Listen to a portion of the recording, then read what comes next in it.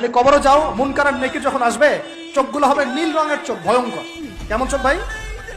নীল রঙের ভয়ঙ্কর চোখ। আমি বলি একটা হাদিস, কোন একজন নবী আল্লাহকে বলেছিলেন যে আল্লাহ আমি মারা যাওয়া কোনো মানুষকে দেখতে চাই, সে কেমন আছে। এটা শুনেন ভালো করে হাদিসটা, মারা যাওয়া কোনো মানুষকে আমি দেখতে চাই, সে কেমন আছে। আল্লাহ পাক সেই নবীর আরজি কবুল করলেন, বললেন আচ্ছা ঠিক আছে দেখাচ্ছি। কবরের সামনে গিয়ে দাঁড়ালেন।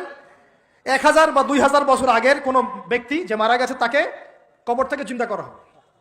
নবী দেখছেন এবং সে ভয় থরথর করে কাঁপছে, এখনো ভয় থরথর করে কাঁপছে। নবীজি আমাদের নবী নন, অন্য কোনো নবী তিনি।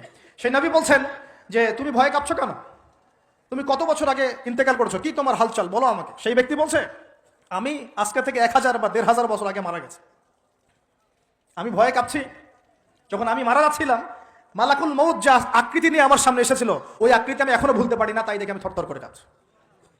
তিনি বলছেন যে আমি 1500 বছর হয়ে গেছে আমার মউতের, কিন্তু আমার দেহ থেকে এখন পর্যন্ত রূহ কবজ করার যে কষ্ট, এই কষ্ট এখনো যায় নাই।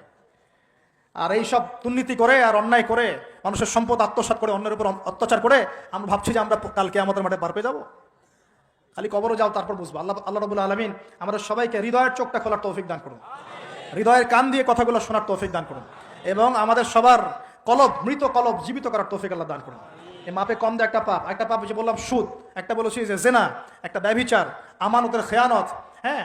তারপরে যার যোগ্যতাহীন ব্যক্তিকে যখন আপনি দায়িত্ব দিবেন, যখন মানুষ স্ত্রীর আঁচল ধরে বসে থাকবে, মায়ের সাথে খারাপ ব্যবহার করবে, বাবাকে দূরে ঠেলে দিবে, বন্ধু বান্ধবদের কাছে নিয়ে আসবে, যখন মসজিদগুলো হট্টগোল হবে, শোরগোল হবে, মসজিদ চাকচিক্যময় হবে, হেদায়েত উঠে যাবে, যখন দেখবেন সময় সংক্ষিপ্ত হয়ে আসছে, যখন দেখবেন যে জহরতুল কায়নাত, গান বাজনা বাদ্যযন্ত্রের সাথে সম্পৃক্ত যারা আছে, এই যে নর্তকী, এদের সংখ্যা বাড়তে থাকবে। ইউজাফু আলা রুউসিহিম বিল মাআজিফ, মানুষের কানের পাশে বাদ্যযন্ত্র বাজবে। মানুষ যখন এই যে মদকে হালাল মনে করবে, শুরিবাতিল খমর, মদ যখন মানুষ খাওয়া শুরু করবে, জেনাকে হালাল মনে করা শুরু করবে, হ্যাঁ, যখন মানুষ আত্মীয়তার সম্পর্ক নষ্ট করা শুরু করবে, এই যে যত রকম পাপ আপনি দেখছেন যা আমাদের এই সমাজগুলোতে চলছে, এগুলো যখন চলতে থাকবে তখন আল্লাহর পক্ষ থেকে এই যে আসমানি গজব, জমিনের বালা, এই ভূমিকম্প বলেন, জালজালা, মহামারী, হ্যাঁ, আপোষের মারামারি, হত্যা, রাহাজানি, এই যে আপনার আর কি বলবো, আর কি আছে, এই যে আকৃতি বিকৃতি হওয়া, ভূমি ধসে যাওয়া, আসমানের গজব, মহাপ্লাবন, জলোচ্ছ্বাস, বন্যা ইত্যাদি, যে পাপগুলোতে আল্লাহ পাক বিভিন্ন জাতিকে ধ্বংস করেছেন, এই সমস্ত আযাব আল্লাহর পক্ষ থেকে একটা একটা করে আসতে হবে, একটা একটা করে।